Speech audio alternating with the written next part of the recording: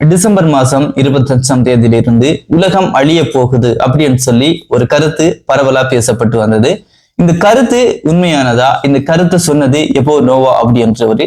இந்த எபோ நோவா இந்த கருத்தை சொல்றதுக்கு என்ன காரணம்?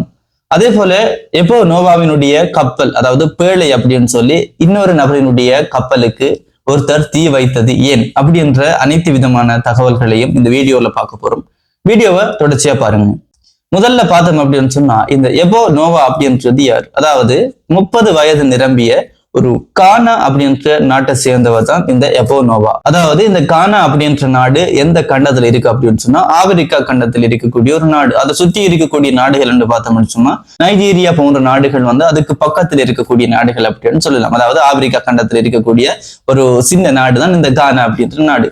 இந்த கானா அப்படின்ற நாட்டுல இருக்கக்கூடிய இந்த எபோ நோவா அப்படின்ற ஒரு நபர் தான் இந்த உலகம் அழிய போகுது அப்படின்னு சொல்லி ஒரு கருத்தை முன் வச்சிருக்கிறார். சரி, இந்த எபோ நோவாவினுடைய பேருக்கு பின்னுக்கு இருக்கக்கூடிய விளக்கங்களை பார்த்தோம் அப்படின்னு சொன்னா, எபோ அப்படின்றது இந்த நபரினுடைய பெயர்.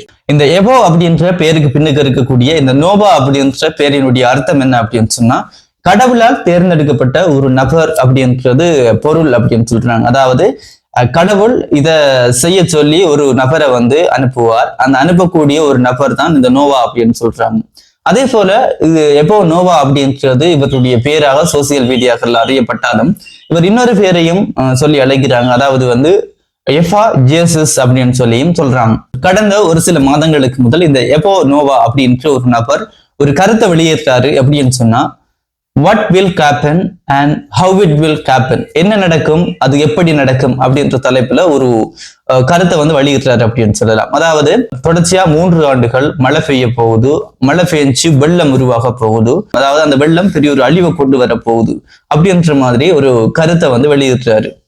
இந்த கருத்தை இவர்கிட்ட சொன்னது யார் அப்படின்னு சொன்னா, கடவுள் என்னிட்ட இப்படி சொல்லி இருக்கிறார், இந்த அழிவொண்டு வரப்போகுது அப்படின்னு சொல்லி இருக்கிறாரு அப்படின்ற மாதிரி ஒரு கருத்தை இந்த எபோ நோவா சொல்றாரு. அதாவது இந்த அழிவு எப்போல இருந்து தொடங்குது அப்படின்னு சொன்னா, கிறிஸ்துமஸ் தினமான டிசம்பர் 25ஆம் தேதியில இருந்துதான் இந்த அழிவு ஸ்டார்ட் ஆக போகுது. தொடர்ச்சியா 3 வருஷம் மழை பெய்ய போகுது, அந்த மழை பெரிய ஒரு அழிவை கொண்டு வர போகுது அப்படின்ற மாதிரி கருத்தை வெளியிட்டாரு.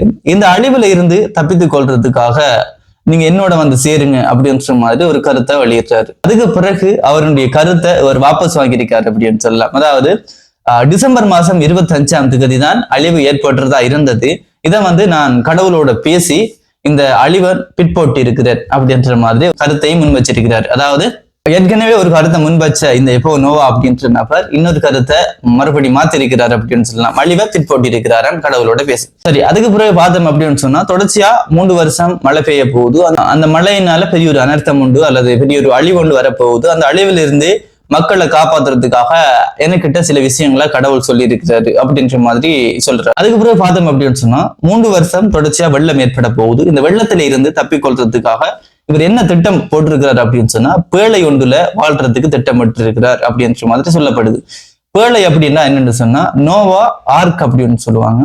அதாவது ஒரு அனர்த்தம் ஒன்று ஏற்பட்டிருப்ப அல்லது வெள்ளம் என்று வச்சுக்கொள்ளுங்களா, அந்த வெள்ளத்தில இருந்து தன்னை பாதுகாத்துக் கொள்றதுக்காக கப்பல் மாதிரி ஒரு வடிவத்துல மரங்களை வச்சு கொண்டு கட்டப்பட்ட ஒரு கப்பல் அப்படின்னு சொல்லலாம். ஒரு உருவம் தான் இந்த பேழை அப்படின்னு சொல்றாங்க. இந்த பேழையில என்னோட சேர்ந்து உயிர் தப்பணும் அப்படின்னு நினைக்கிறார்கள் நீங்க மக்கள் எல்லாரும் என்ன நோக்கி வாங்க அப்படின்ற மாதிரி சொல்றாங்க. கிட்டத்தட்ட இதுவரைக்கும் 10க்கும் அதிகமான பேழைகளை கட்டி இருக்கிறதா சொல்லப்படுது. இன்னும் கட்டிக்கொண்டு இருக்கிறாராம் இந்த எபோ நோவா.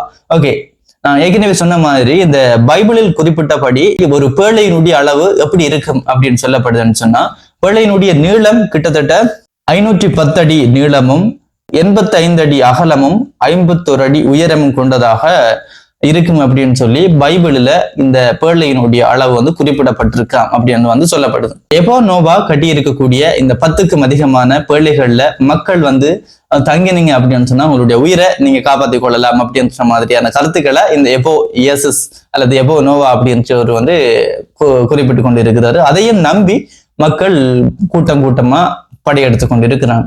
இந்த எபோ நோவா அப்படின்ற ஒரு நபர் சொன்ன கருத்தை நம்பி நிறைய மக்கள் கூட்டமா அந்த பேழையை நோக்கி வந்திருக்கிறாங்க. ஆர் கட்டின பேழை அப்படின்னு சொன்னா எபோ நோவா கட்டின பேழையை நோக்கி வந்திருக்கிறாங்க. சரி, அப்படி வந்த நபர்கள்ல ஒரு ஆள் என்ன செஞ்சிருக்கிறார் அப்படின்னு சொன்னா, டிசம்பர் 25ஆம் தேதி உலகம் அழியும் அப்படின்னு சொன்னார் ஆள். ஆனா உலகம் அழியல அப்படின்றத கேட்டு கோபம் அடைஞ்ச அந்த நபர் இந்த எபோ நோவா அப்படின்றவன் கட்டின கப்பல், அதாவது பேழை அப்படின்னு சொல்லி வேறொரு நபரினுடைய கப்பலுக்கு தீ வச்சு கொளுத்திருக்கிறான். அதுக்கு பிறகுதான் தெரிஞ்சிருக்கு இது எபோ நோவா அல்லது எபோ இயேசுஸ் கட்டின ஒரு கப்பல் இல்லை அப்படின்னு. இப்படியான பல விஷயங்கள் நடந்து கொண்டு இருக்கு அப்படின்னு சொல்லலாம். அதாவது மக்கள் எப்படியான விஷயங்களை நம்புறாங்க அப்படின்றத பாருங்க. சில விஷயங்கள் வெளிப்படையா நமக்கு தெரிஞ்சாலும் அதை உண்மையாண்டு நம்புறதுக்கு பெருந்தொகையான மக்கள் இருக்காங்க அப்படின்றதான் உண்மை. சரி, இந்த வீடியோ பார்த்துட்டு இருக்கிற நீங்க சொல்லுங்க, எபோ நோவா அல்லது எபோ இயேசுஸ் அப்படின்ற கருத்து உண்மையா, உலகம் அழியுமா இல்லையா அப்படின்ற கருத்தை கமெண்ட்ஸ்ல சொல்லுங்க. இன்னொரு வீடியோல சந்திப்போம்.